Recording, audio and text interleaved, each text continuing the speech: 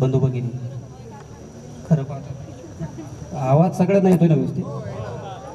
मला माईक हातात घेऊन फार बोलायची सवय नाही आहे. वन टू वन कम्युनिकेशनमध्ये बोलणं वेगळं आणि माईक समोर येऊन बोलणं फार वेगळं. त्यात अगोदर इतके 2-3 वक्ते बोलून गेलेत की आपल्यासारख्या लहान माणसाचा आवाज कुठं दाबून जाईल हे सांगता येत नाही. आणखीन धनंजय गंडुले ते बोलणार आहेत, त्यामुळे मी माझं जे मनोगत आहे ते माझा थोडा परिचय आणि संघर्ष सांगतो, त्यापेक्षा जास्त काही बोलणार नाही. खरं पाहता जे शिक्षक वृंद बसलेले आहेत त्याच्यापैकी एकही मला ओळखत नाही. का ओळखत नाही? त्यातला एकही गुणधर्म माझ्याकडे नव्हता की त्यांनी मला ओळखावं. मी त्या कामाचाही नव्हतो. शाळेत असताना मी एकदम जो मिडल क्लास एकदम मध्ये बसणारा जो विद्यार्थी होतो, पुढं जे शिकवणं चालू आहे त्याकडे कधी लक्ष नसणार. त्या पुढं जो आपला खेळायचा तास आहे त्याच्यामध्ये खो खोची काय प्लॅनिंग करायची, कुणाला खो खोच्या टीममध्ये घ्यायचं, किती वेळ खेळायचं आहे, या सगळं आमच्या डोक्यात असायचं. शाळेत असताना अभ्यास हा विषय नंतर आला. मला जे ओळखतात, जे मला जवळून परिचयाचे आहेत त्यांना माहिती आहे माझं शालेय जे प्रोग्रेस कार्ड म्हणतो आपण, मी कधी सर 55% पुढे गेलेलो नाही. मी 45, 48 मार्क बघितले तर फक्त 35च्या पुढे गेलेत का नाही एवढंच चेक करायचो. परंतु 8वीमध्ये असताना मी खो खो क्षेत्रामध्ये चांगलं काम करायचो असं मला तरी वाटायचं. शाळेच्या टीममध्ये ज्यावेळेस बाहेर रिप्रेझेंट करायला गेलेलो होतो त्यावेळेस देखील त्याच्यामध्ये माझा समावेश झालेला होता. परंतु 8वीला मी गजानन धर्माधिकारी आणि विशाल पाटील हे 2 मित्र मला मिळाले. ते दोन्ही अभ्यासू होते, क्लासमध्ये टॉपर होते आणि त्यांच्या संगतीला लागून मला थोडी अभ्यासाची आवड निर्माण झाली. त्यानंतर 9वीला असताना मापारी सर प्रिन्सिपल होते, त्यांनी क्लासचं बायफर्केशन केलं. हुशार विद्यार्थी ड तुकडीमध्ये, त्याच्यानंतरच्या 2 नंबरच्या रेंजमधले क मध्ये, नंतर ब आणि अ, त्याच्यामध्ये मी क तुकडीमध्ये गेलेलो होतो. क तुकडीमध्ये गेलो, अभ्यासाच करायचा असा थोडा निर्णय झालेला होता. आणि पहिल्याच दिवशी शाळा सुरू असताना मला ज्यांची म्हणजे आज मी फोन केला होता सरांना, उबाळे सर, कंटुले सर आणि जवळकर सर, ह्या 3 शिक्षकांचा माझं आयुष्य बदलण्यामध्ये खूप मोठा रोल आहे. मी उबाळे सरांना जेव्हा जेव्हा मला अडचण येते किंवा जेव्हा आनंदाचा क्षण आता येतो त्यावेळेस देखील फोन करतो आणि सरांना धन्यवाद म्हणतो की तुम्ही जे पाठबळ दिलं किंवा तुम्ही जी एक थाप टाकली त्यामुळे माझ्या जीवनामध्ये परिचय झालेला. शेळके सर पण होते आम्हाला इंग्लिश शिकायला, शेळके सरांचं पण खूप मार्गदर्शन त्याच्यामध्ये असायचं. 9वीला असं झालं की मी थोडा अभ्यास करायच्या नादाला लागलो असं म्हणावं लागेल आणि खेळ ऑटोमॅटिक बंद झाला. एक दिवशी असं झालं की सरांनी जे विद्यार्थी शाळेमध्ये बसलेले होते त्यातला एक प्रश्न विचारला आणि विचारलं कुणाला याचं उत्तर येतं. कुणालाही उत्तर आलं नाही, फक्त माझा एकटाच हात वर होता. आणि सरांनी सांगितलं की सांग. मी ते उत्तर सांगितल्याच्या नंतर सर म्हणले ठीक आहे, कुणी अभ्यास करत नाही का, हा एकटाच आहे का? एवढ्या एका शब्दानं माझं आयुष्य अख्खं बदललेलं आहे. 9वीत मी आमच्या क्लासमध्ये टॉपर होतो.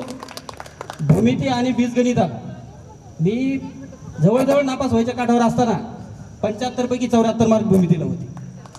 हा बदल आपण स्वतःमध्ये घडत असताना शिक्षकांचं किती मोठं योगदान असतंय ते आयुष्यभर आपण विसरत नाही. नंतर किती यश येतील काय येतील, पण पहिलं यश जे असतं ते आपल्याला जे मनाला आनंद देणार असतं ते आयुष्याच्या शेवट क्षणापर्यंत आपल्याला विसरता येत नाही, किंबहुना माणूस ते विसरत नाही.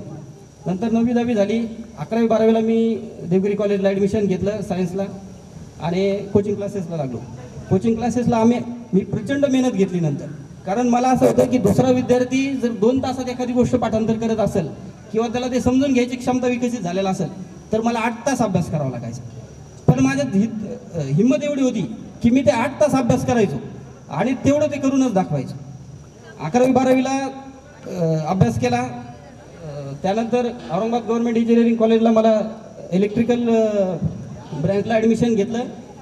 आणि सर मी सांगतो, ॲव्हरेज असणारा विद्यार्थी केवळ आपल्या या शाळेच्या आणि शिक्षकांच्या पाठबळामुळं इंजिनिअरिंगमध्ये सुद्धा मी टॉपर राहिलो. त्यानंतर स्पर्धा परीक्षेची तयारी केली.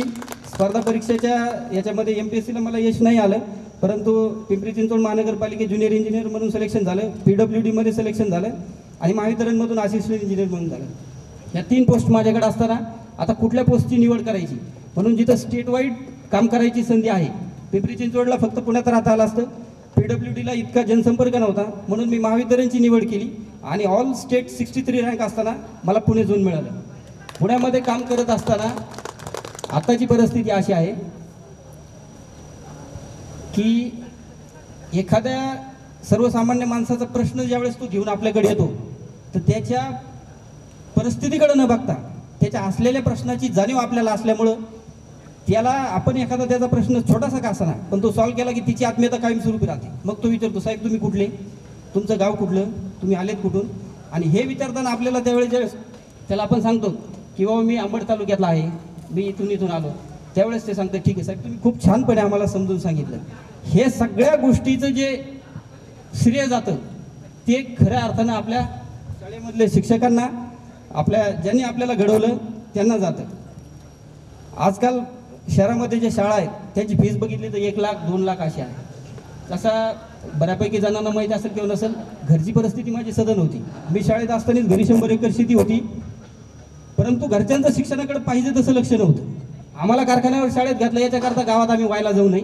गावात राजकीय परिस्थिती होती, घरी राजकारण असायचं. हे राजकारणापासून दूर असले पाहिजेत आणि कुठेतरी पुस्तकात गेले पाहिजेत. ह्या उद्देशानं आम्ही रूम करून इथं राहिलो आणि पहिले 7-8 वर्षे फक्त आहेत म्हणून राहिलो. पण ज्यावेळेस जिद्द निर्माण झाली आणि शिक्षणाची अभ्यासाची आवड लागली त्यावेळेस खऱ्या अर्थानं लक्षात आलं की शिक्षणामध्ये काय धमक असते आणि त्याच्यातनं आपण आपलं स्वतःचं अस्तित्व कसं निर्माण करू शकतो. आपली ओळख निर्माण करणं, आपण कुठल्याही क्षेत्रात असो, अभ्यास करा नसा. जसं माझा मित्र सांगितलं राम जिंजुर्डे, तोही माझ्या गावातलाच आहे. बाप्पा जिंजुर्डे PS आहे, तोही ॲव्हरेज स्टुडंट होता. परंतु एक काळ असा येतो ज्यावेळेस आपण आपल्याला अंतर्मुख होऊन विचार करायला लागतो की आपण काय केलं पाहिजे आणि आपल्याला काय करायचं आहे. त्यावेळेस हे यश निश्चित आपल्या पायापाशी येतं. ते प्रत्येकाचं वेगवेगळं असू शकतं. कुठलंही यश हे स्थिर नाही आहे, ते रिलेटिव्ह आहे. आपलं यश हे आपल्यापाशी असतं. प्रत्येकाने आपापलं यश शोधलं पाहिजे आणि जीवनात नवीन संधी जे येतात त्या निर्माण केल्या पाहिजेत, त्या शोधल्या पाहिजेत. आता अनेक जण विविध क्षेत्रामध्ये आहेत. माझं प्रत्येकाला असं म्हणणं आहे कुठलंही क्षेत्र कमी नाही आहे. आता मी गव्हर्नमेंटला आहे त्याच्यामुळं बऱ्याच जणांचा मित्राचा फोन येतो, तुमचं बरं आहे, रिलॅक्स आहे, काही टेन्शन नाही, काही नाही. टेन्शन नाही हा विषय नाही. आपण तिथं असताना आपण न्याय देऊ शकतो का? कुठलाही फेड असू द्या, आपण शेती असू द्या, उत्कृष्ट प्रकारची शेती करा, अतिशय चांगल्या पद्धतीने नियोजन करा, तुम्ही प्रगतशील शेतकरी होता. स्वतः समाधानी असणं आपल्या आयुष्यात काल जे होतो त्याच्यापेक्षा आज आपण किती पुढे गेलो याला फार महत्त्व आहे. आणि ते आपण त्याची जाणीव ठेवली आणि त्या दृष्टिकोनातनं काम केलं तर आपण कुठल्याही उंचीवरती जाऊ शकतो. हे मला सगळ्या मित्रांना आणि मैत्रिणींना सांगायचं आहे. शाळेबद्दल बोलता मला राहिलं, शाळेत टाकलं याच्याकरता खरं पाहता स्वर्गीय कर्मयोगी अंकुशराव टोपे साहेबांचं शेवटच्या क्षणापर्यंत म्हणजे त्यांचं धन्यवाद किती वेळेस केलं तर कमी आहे. धनंजय कंडुलेनं आमचं बऱ्याचदा त्याच्याबद्दल चर्चा होत असते. साहेबांनी आमची जी युनिट टेस्ट राहायची आहे त्याची फीस 20 रुपये आणि ॲडमिशनची फीस 50 का 100 रुपये. अख्खं पहिले तर 10वी शिक्षणाची फीस जर काढली सगळी तर 5,000च्या पुढे गेली नसेल असं मला वाटते. आपण सगळेजण जे शिकलोत ना ते 5,000 रुपयाच्या कमी फीसमध्ये जे शिकलोत त्याच्यामुळे आपलं शिक्षण होऊ शकलेलं आहे. त्याच्यामुळे ह्या शाळेचे ह्या वातावरणाचे ऋण आयुष्यभर कधीही फेडता येणार नाही. आणि आम्हाला ह्याचा सार्थ अभिमान आहे की आम्ही अशा वातावरणामध्ये शिकलो की जिथं पैशाचा कुणालाही मूळ नव्हता. शिवाय आपल्या शैक्षणिक संस्था जी आहे ती त्याच धर्तीवर काम करते. म्हणून आज आम्ही कुठेही जगात काम करायला गेलो. आता मी मध्यंतरी एक साधं उदाहरण सांगतो. मी चाकण MIDCचा इन्चार्ज होतो 2020 ते 2023च्या दरम्यान. कोविडच्या नंतर जे आपलं फॉरेन इन्व्हेस्टमेंटसाठी सरकार एवढं प्रयत्न करतं, एक जरी न्यूज चुकीची आली की त्याच्याबद्दल गव्हर्नमेंटमध्ये खूप मोठा वाजागाजा होतो. मी तिथं असताना फ्रान्स, जर्मनी, रशिया सगळ्या देशातल्या कंपन्या आहेत त्यांची डेलिगेशन आपल्या ऑफिसला येतात आणि परदेशामध्ये काय व्यवस्था आहे. मी विद्युत क्षेत्रात काम करतो. विद्युत क्षेत्रातली तिकडची व्यवस्था काय आणि आपलीकडची व्यवस्था काय याच्याबद्दलची चर्चा होती.